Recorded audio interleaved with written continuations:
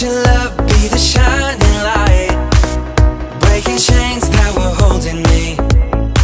You sent your sun down and set me free.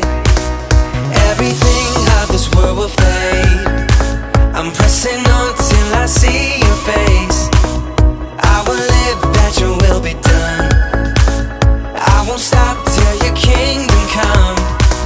'Cause you are my freedom. We lift you higher, lift you higher. Your love never ending. Oh, oh, oh. You are alive in us. Nothing can take your place. You are all we need. Your love has set us free. Oh, oh, oh.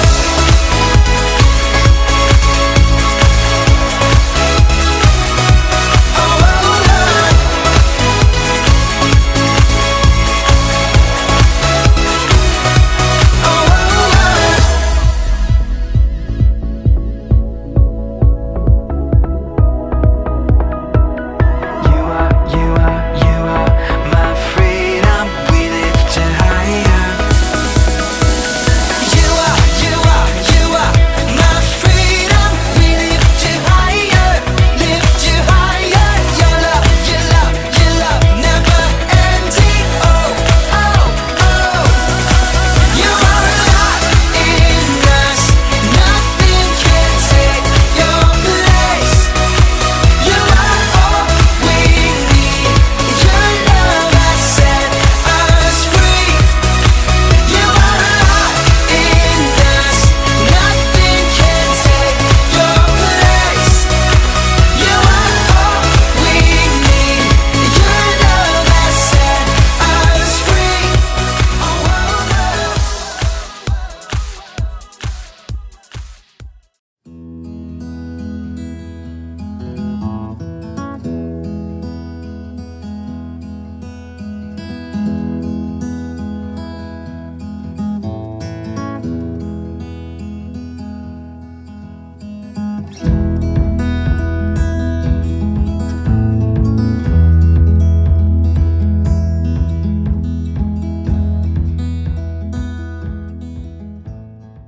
Si Yahweh ay dapat purihin. Dininig niya ang aking mga daing. Si Yahweh ang lakas ko at kalasag.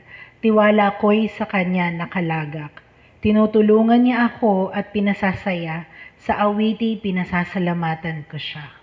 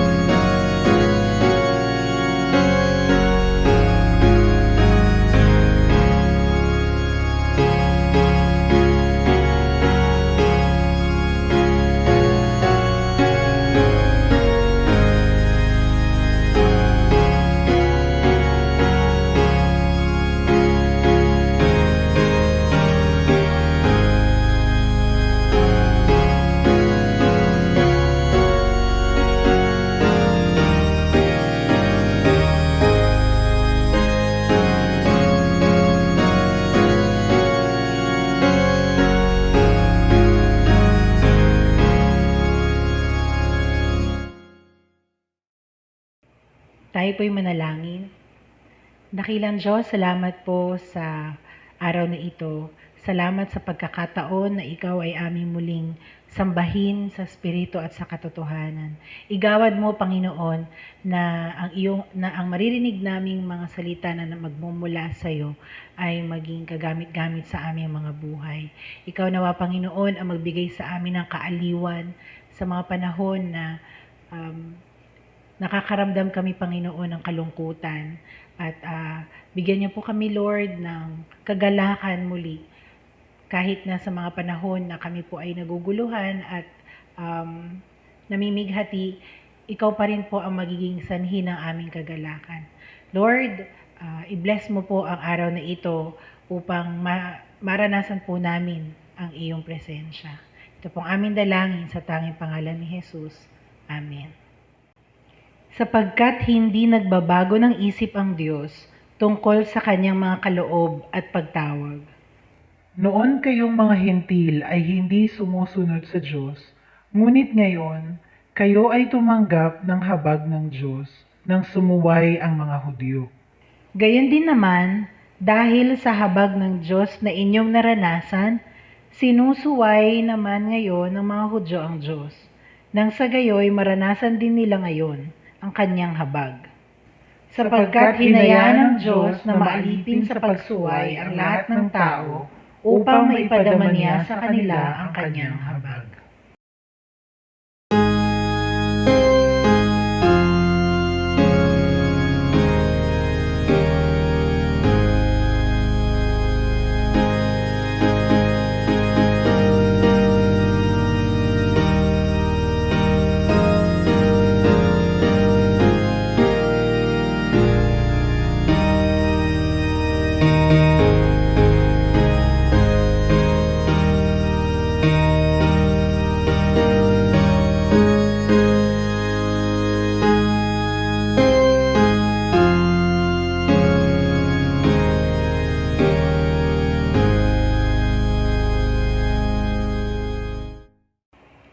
Magandang umaga po sa ating lahat. Isang masayang linggo ng pagsamba sa ating mga kapatiran sa ating iglesia. At sa linggong ito, ating pinagdiriwang ang Stewardship Sunday. At hinihiling ko na tayong lahat ay pagpalain ng Diyos sa ating sama-samang pagsamba ngayong umaga. Sa umagang ito, nais din po natin pasalamatan ng Diyos sa ating kapatid na magdiriwang ng kanyang kaarawan sa August 19, ang kapatid na Debbie Augusto.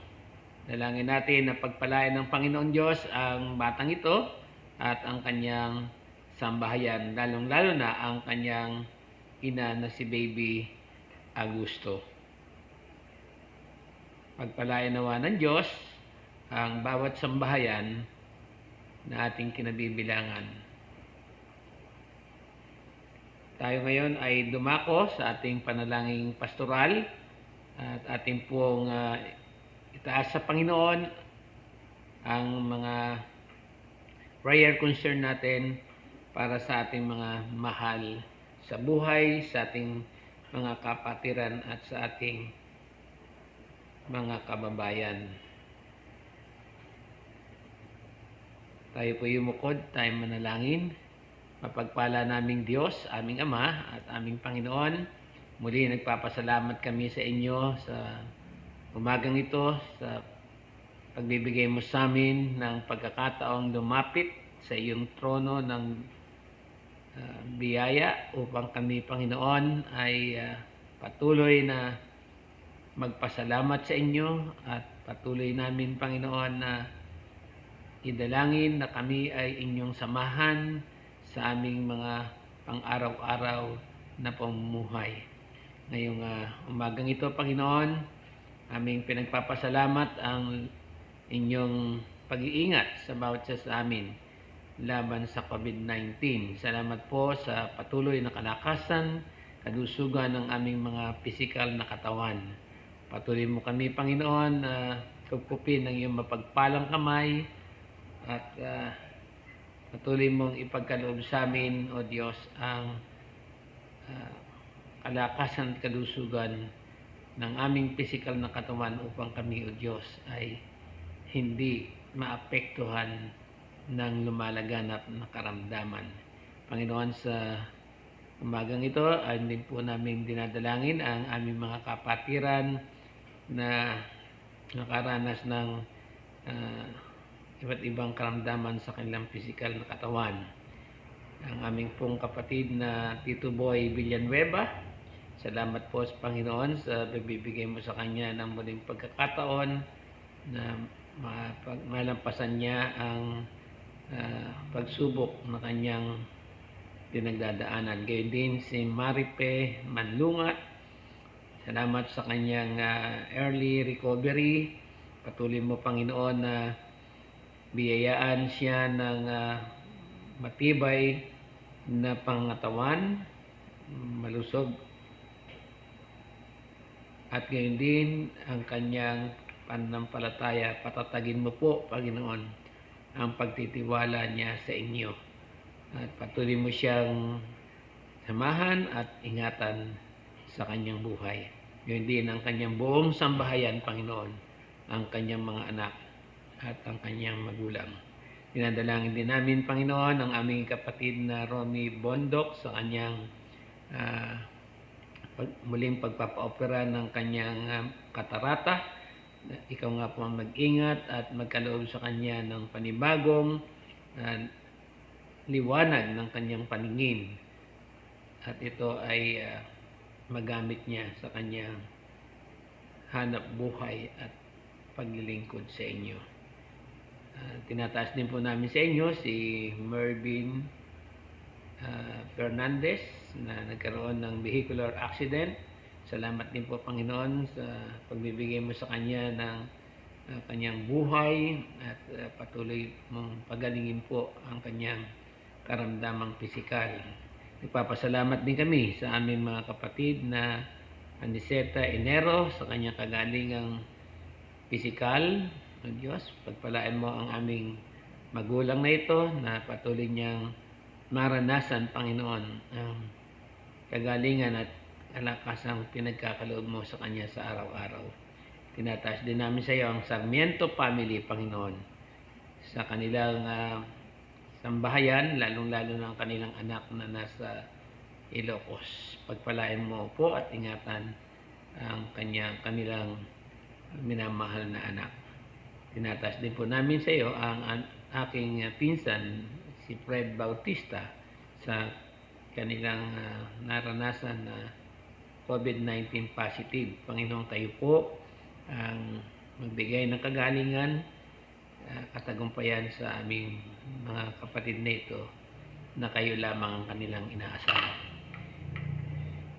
Ngayong umaga, namin din pong dinadalangin, O Diyos, ang aming mga kapatiran sa iyong iglesia, lalo na sa panahong ito, anuman ang kanilang kalagayan. Kayo po, Panginoon, ang magbigay sa kanila ng kaaliwan at kapayapaan at lakas ng loob, Panginoon, upang harapin namin ang pagsubok na ito sa aming buhay. Ganyan din, Panginoon, dinadalangin namin ang sambayanang Pilipino, lalo na po, Panginoon, yung mga kapatid namin na nagwawalang bahala sa kanilang mga buhay. Panginoon, isugo po ninyo ang iyong banal na espiritu at liwanagan mo ang kanilang mga puso at isipan na pahalagahan nila ang kanilang buhay na iyong pinahiram sa pamagitan, Panginoon, ng pakikiisa at pakikipagtulungan sa aming pamahalaan upang hindi na lumaganap pa ang COVID-19. Salamat, Panginoon, sa pagkakaloob mo ng mga vaccine para sa COVID-19. Panginoon, ikaw ang higit nakakaalam kung ano ang epekto at ikabubuti ng gamot na ito sa mga may karamdaman. Kaya naman, Panginoon, dinadalangin namin, O Diyos, na kasiyahan mo, O Diyos, ang mga gamot na ito na magbigay ng ganap na kapangyarihan na magpalaya sa lahat ng karamdaman na aming nararanasan sa buong sanlibutan. Pagpalain mo ang mga scientist na siyang nagsisikap na makatuklas ng panlunas. Hinihiling din po namin, Panginoon, ang iyong pagpapala sa aming bansang Pilipinas, lalo na sa ekonomiya. Panginoon, wag mong pabayaan, Panginoon, na bumagsak ang aming kabuhayan at maghirap ang iyong bayan. Alam namin, Panginoon, na ang iyong biyaya ay sapat sa lahat ng aming pangangailangan at mula sa iyong kayamanan na hindi nauubos, Panginoon, ipagkakaloob mo ang pangangailangan ng bawat isang anak mo sa aming Panginoong Jesucristo at sa kanyang kaluwalhatian. Ito, Panginoon, ang aming panalangin na may pag-asa na kailanman hindi mo kami iiwan ni pababayaan, kundi sasamahan mo kami, O Diyos, hanggang sa katapusan ng sanlibutan. Ito, O Diyos, ang aming samot dalangin sa makapangyarihang pangalan ng aming Panginoong Hesus. Amen. Amen. Amen.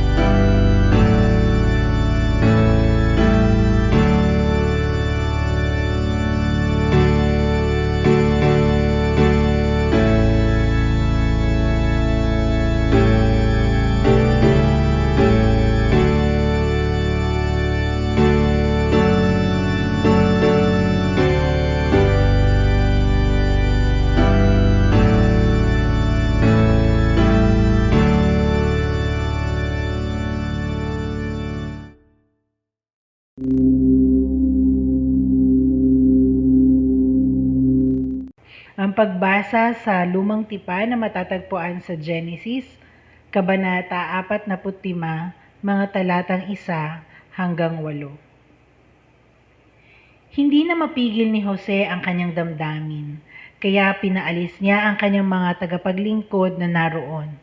Nang sila na lamang ang naroon, ipinagtapat ni Jose sa kanyang mga kapatid kung sino siya. Sa lakas ng kanyang iyak, narinig siya ng mga Ehipsyo, kaya't ang balita'y mabilis na nakarating sa palasyo. "Ako si Jose," ang pagtatapat niya sa kanyang mga kapatid. "Buhay pa bang talaga ang ating ama?" Nagulantang sila sa kanilang narinig at hindi nakasagot. "Lumapit kayo," sabi ni Jose. Lumapit nga sila at nagpatuloy siya ng pagsasalita. "Ako nga si Jose, ang inyong kapatid na ipinagbili ninyo sa Ehipto.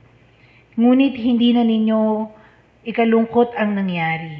Huwag ninyong sisihin ang inyong sarili sa ginawa ninyo sa akin. Ang Diyos ang nagpadala sa akin dito upang iligtas ang maraming buhay. 2 taon pa lamang ang taggutom, 5 taon pa ang darating at walang aanihin sa mga bukirin. Pinauna ako rito ng Diyos upang huwag malipol ang ating lahi. Kaya hindi kayo, kundi ang Diyos ang nagpadala sa akin dito. Ginawa niya akong tagapayo ng Faraon, tagapangasiwa ng kanyang sambayan, at tagapamahala ng buong Ehipto." Ang ating pong ebanghelyo sa umagang ito ay matatagpuan natin sa ebanghelyo ng ating Panginoong Jesucristo ayon sa pagkakasulat ni San Mateo sa Kabanata 15, mga talatang 21 hanggang 32, na ganito ang sinasabi. Ang pananalig ng isang kaniniya. Umalis doon si Jesus at nagpunta sa lupaing malapit sa Tiro at Sidon. Isang kaniniya na nakatira doon ang lumapit sa kanya at sumisigaw, "Panginoon, anak ni David, maawa po kayo sa akin. Ang anak kong babae ay sinasapian ng demonyo at labis na pinahihirapan nito." Ngunit hindi sumagot si Jesus. Lumapit ang kanyang mga alagad at sinabi kay Jesus, "Paalisin na nga po ninyo siya. Napakaingay niya at sunod ng sunod sa atin." Sumagot si Jesus, "Sa mga naliligaw na tupa ng sambahayan ng Israel lamang ako isinugo." Ngunit lumapit sa kanya ang babae, lumuhod ito at nagmakaawa, "Tulungan po ninyo ako, Panginoon." Sumagot si Jesus, Hindi dapat kunin ang pagkain ng mga bata at ibigay sa mga aso. Totoo nga po, Panginoon, ngunit ang mga aso man ay kumakain ng mumong nalalaglag sa hapag ng kanilang Panginoon. Tugon ng babae. At sinabi sa kanya ni Jesus, "Ginang, napakalaki ng iyong pananampalataya. Mangyayari ang hinihiling mo." At noon di gumaling ang kanyang anak. Ito ang salita ng Diyos sa kanyang bayan. Purihin at pasalamatan natin ang Diyos. Thy word is a lamp unto my feet and a light unto my path. Thy word is a lamp unto my feet and a light unto my path.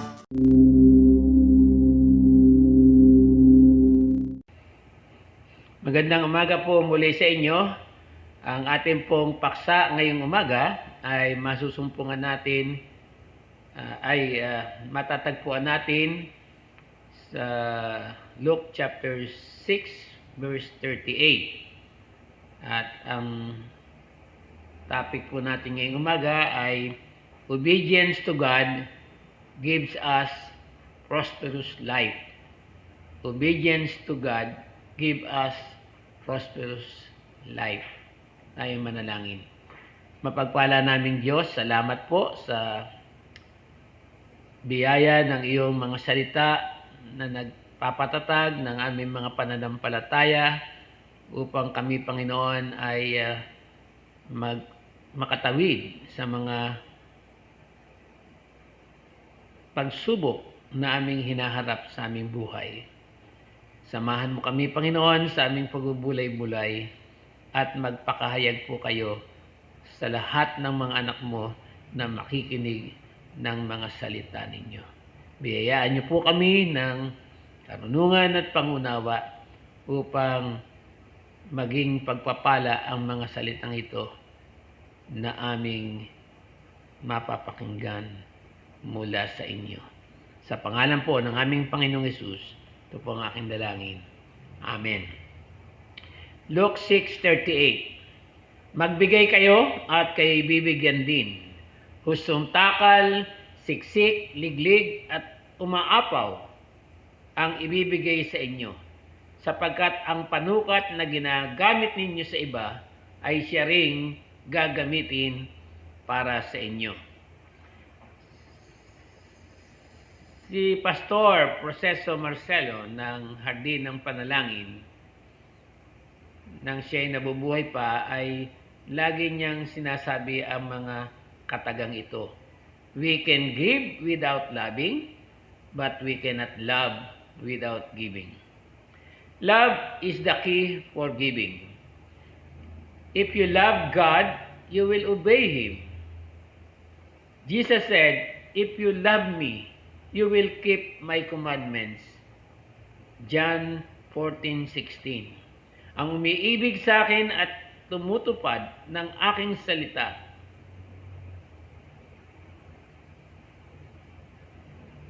ang tatanggap ng pagpapala. John 14:23. Sinabi rin ni San Pablo, "Mga anak, sundin ninyo ang payo ng inyong mga magulang, alang-alang sa Panginoon, sapagkat ito ang nararapat. Igalang mo ang iyong ama at ina. Ito ang unang utos na may pangako. Magiging maganda at mahaba ang iyong buhay dito sa lupa." Efeso 6 verses 1 and 2. God wants us to be transformed so that we will be filled with knowledge and faith, renewing of mind, stretching our faith. Faith is the finance. No world currency can overcome tribulation, only by our faith. God wants us to set us free from hardship. We need godly discipline and determination. Sinabi ni Santiago sa Kabanata 5, talatang 3, kinakalawang na ang inyong ginto at pilak, at ang kalawang ding iyon ang magiging katibayan laban sa inyo, at parang apoy na tutupok sa inyong laman. Iyan ang kayamanang inimpok ninyo para sa huling araw. God wants to restore finances that enemy get from us. 1 Timothy 6:10 says, "Love of money is the root of all evils." Ang sistema ng pananalapi ng sanlibutan ay unti-unting humihina na. Ang ekonomiya ay bumababa na dahil sa mga mayayaman na mga antichrist o mga laban kay Kristo. Kaya maging handa tayo. Nais ng Diyos na ibalik ang ating kayamanan at tinatangkilik upang magamit natin sa kaharian ng Diyos sa mga huling araw. Huwag nating kalilimutan na ang ekonomiya ng Diyos ay sumasagana at ang kanyang kapangyarihan ay walang katapusan. Sa sulat ni San Pablo sa Filipos 4:19, sabi niya, "My God will supply every need of yours according to His riches in glory in Christ Jesus." Love apply in our finances. It must be the motive of our heart. We should learn how to love as God loves and blesses us. We must have pure heart founded in love. We need the monetary of this world, but not to corrupt our heart. Focus on Jesus Christ. It's God's will for us to prosper. Sa Deuteronomy 29:9, sinasabi ang ganito, "Kaya sundin nating mabuti ang mga tuntunin ng kasunduang ito upang magtagumpay tayo sa lahat ng ating gagawin." Sinabi ni Juan sa John 1, verse 2, "Beloved, I pray that all may go well with you, and that you may be in good health, at it goes well your soul." Nais ng Diyos na tayo maging malusog ang katawan tulad ng ating buhay espiritual. If there is blessings in obeying God, there is also curses in disobeying Him. If we fully obey all commandments of the Lord our God, He will transform us into the greatest nation, and more blessing will come upon us. Like blessing in the city, blessing in the field, blessing of many children, ample crops, large flocks, and bread. Blessing in, blessing when we go out. If we will only listen and obey the commandments given to us by God, He will make us the head and not the tail. Ang mga biyayang ito ay nakasalig sa ating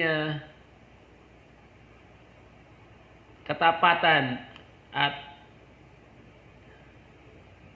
hindi pagtalikod sa kautusan na binigay sa atin ng Diyos at hindi nating pagsamba sa Diyos-Diyosan. Ang ating ding pagsuway o di pagsunod sa kautusang binigay sa atin ng Panginoon ay mayroon ding kaukulang sumpa darating sa atin. Tulad nito, sumpa sa ating lungsod at bukirin, sumpa sa mga prutas at tinapay, sumpa sa hindi magkaanak, sumpa sa mga pananim, sumpa sa mga baka at kawan, sumpa sa pagpasok at paglabas. Ganyan ang mangyayari sa atin kapag hindi natin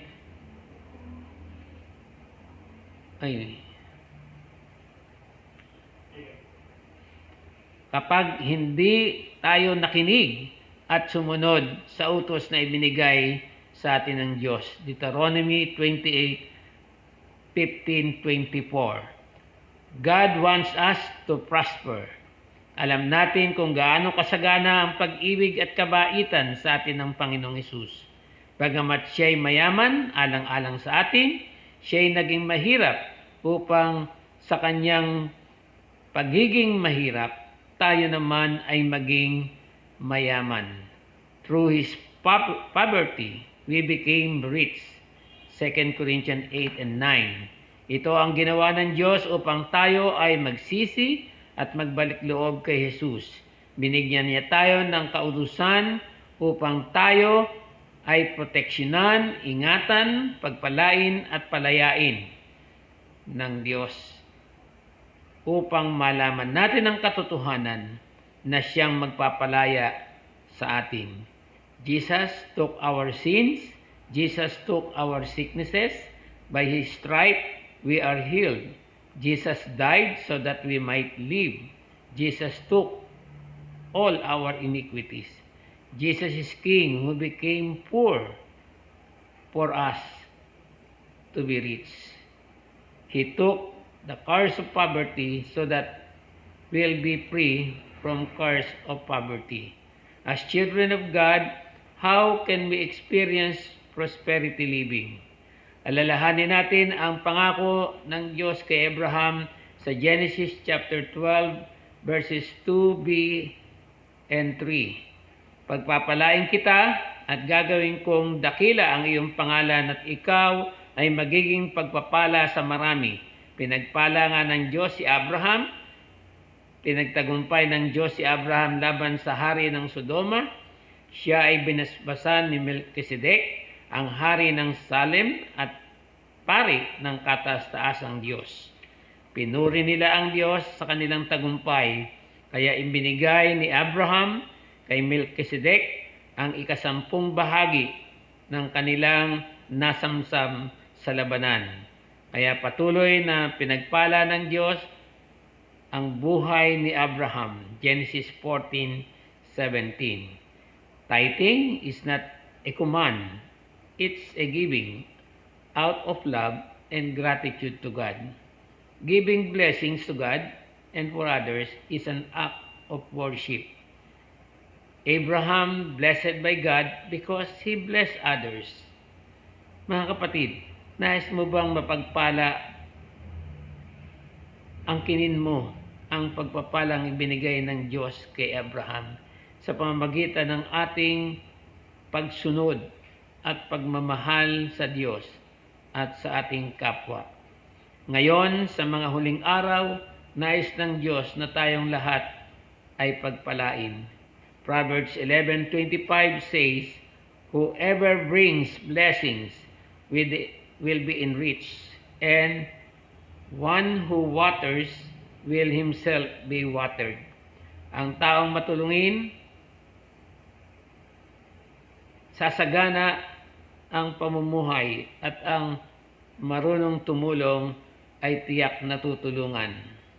Whoever is generous to the poor lends to the Lord, and He will repay him for his deed.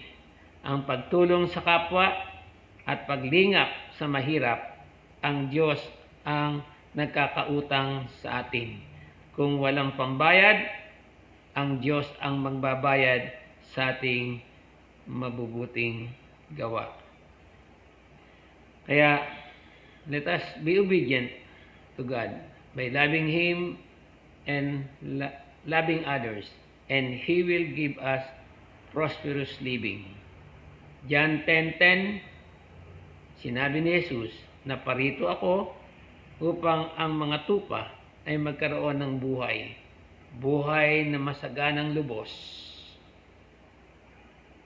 Pagpalain at pasaganain naman ng Diyos ang ating mga buhay sa pangalan ng Ama, ng Anak at ng Espiritu Santo. Amen. Sa ating pagbubulay-bulay ng ating aralin ngayong umaga, meron tayong 3 katanungan na dapat nating sagutin. Una, paano tayo magkakaroon ng isang maunlad na pamumuhay ngayon ating panahon. Ngayon sa ating panahon. At ang ikalawa, ano ang mahalagang bagay na dapat nating taglayin sa ating buhay upang masunod natin ang mga aral at tuntunin ng Diyos na magpapasagana ng ating mga buhay. At pangatlo,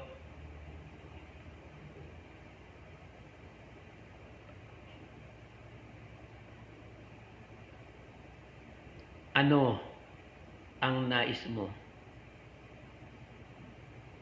na ipagkaloob ng Diyos sa iyo bilang anak ng Diyos? Pagpalain tayong lahat ng Diyos sa ating pagbubulay-bulay ng Kanyang mga salita. Purihin natin ang ating Panginoon. Tayo pong lahat sa sinasampalatayanan. Sinasampalatayanan ko ang Diyos, amang makapangyarihan sa lahat, lumalang ng langit at lupa, at si Jesucristo na anak na bugtong niya. Panginoon natin, na sa hiwaga ng Espiritu Santo, ay ipinanganak ng Birheng Maria. Nagdamdam ng hirap sa kahatulan ni Poncio Pilato, ipinako sa krus, namatay at inilibing. Sa 3 araw ay nabuhay sa mga patay, umakyat sa langit at umupo sa kanan ng Diyos, amang makapangyarihan sa lahat. Doon magmumula at paririto upang hukuman ang nangabubuhay at nangamamatay. Sinasampalatayanan ko ang Espiritu Santo, ang banal na iglesyang laganap, ang pagkakaisa ng mga banal, ang kapatawaran sa mga kasalanan, ang muling pagkabuhay ng katawan, at ang buhay na walang hanggan. Amen. Nasa panahon po tayo ng paghahandog ng mga pangako, kaloob, paggawain at pasasalamat. Magbigay kayo at kayo'y bibigyan ng Diyos, hustong takal, siksik, liglig at umaapaw pa ang ibibigay sa inyo, sapagkat ang panukat na ginagamit ninyo sa iba ay siya ring gagamiting panukat sa inyo.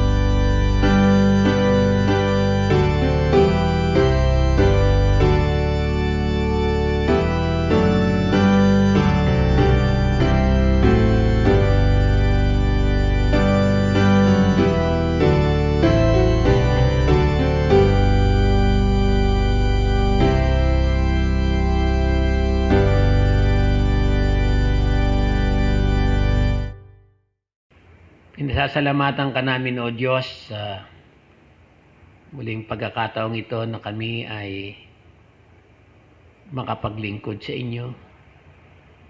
Masamba namin kayo sa Espiritu at sa katotohanan. Patuloy ka nga po, Panginoon, na mangusap sa bawat isa sa amin At patuloy mo, Panginoon, na baguhin ang aming mga buhay. At patuloy mo kaming pagpalain na maging mabuting katiwala ng iyong mga nilikha. Salamat po, Panginoon, sa pag-ibig mo sa amin na siyang nagbigay sa amin ng mayamang karanasan na kami ay sumunod sa iyong mga utos upang ang buhay nito ay mapagpala ninyo. Pagpalain mo, Panginoon, ang aming mga handog sa iyo.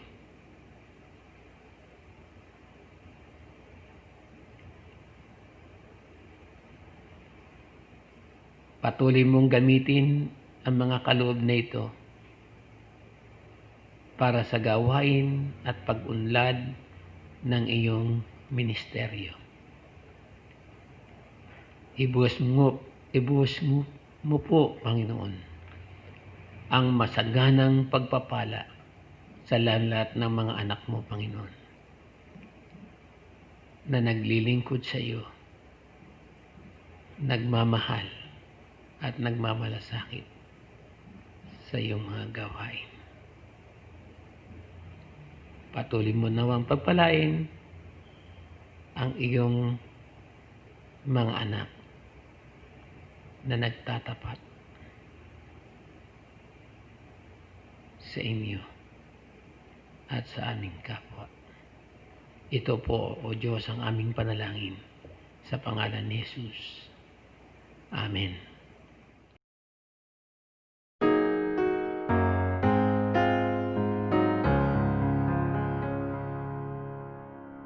Give of your best to the Master.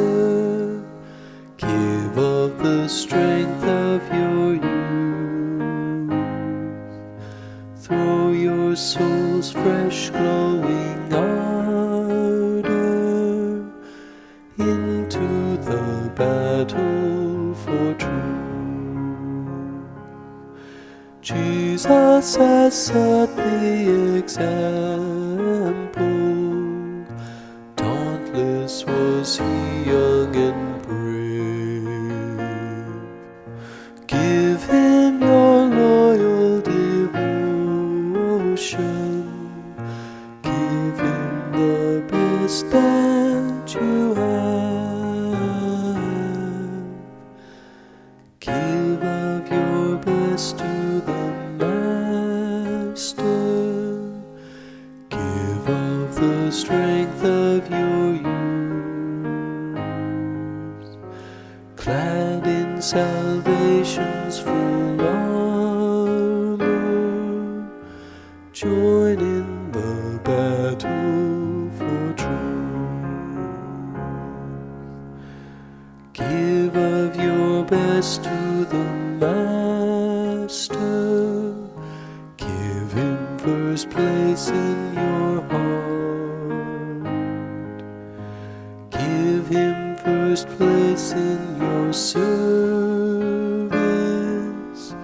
Consecrate every part. Give and to you shall be given.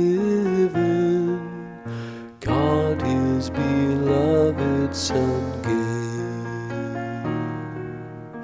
Gratefully seeking to serve him.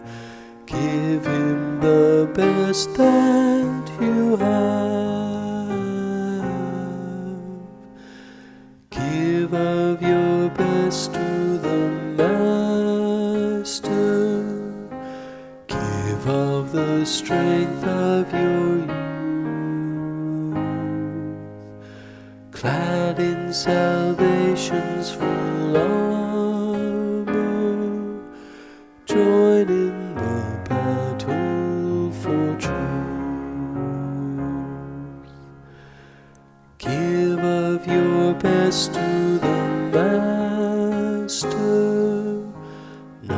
tells his worthy his love.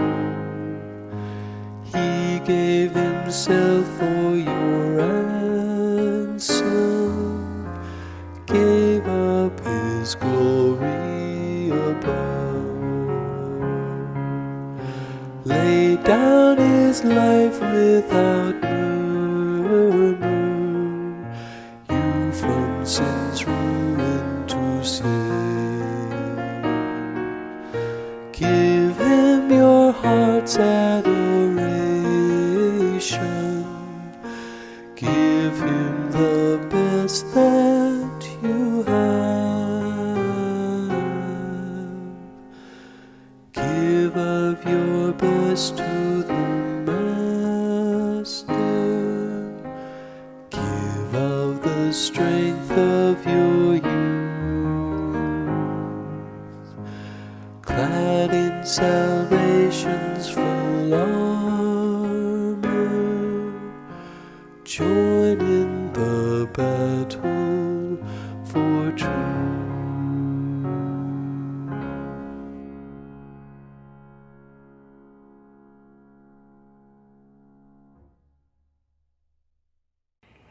Tayo po'y manalangin.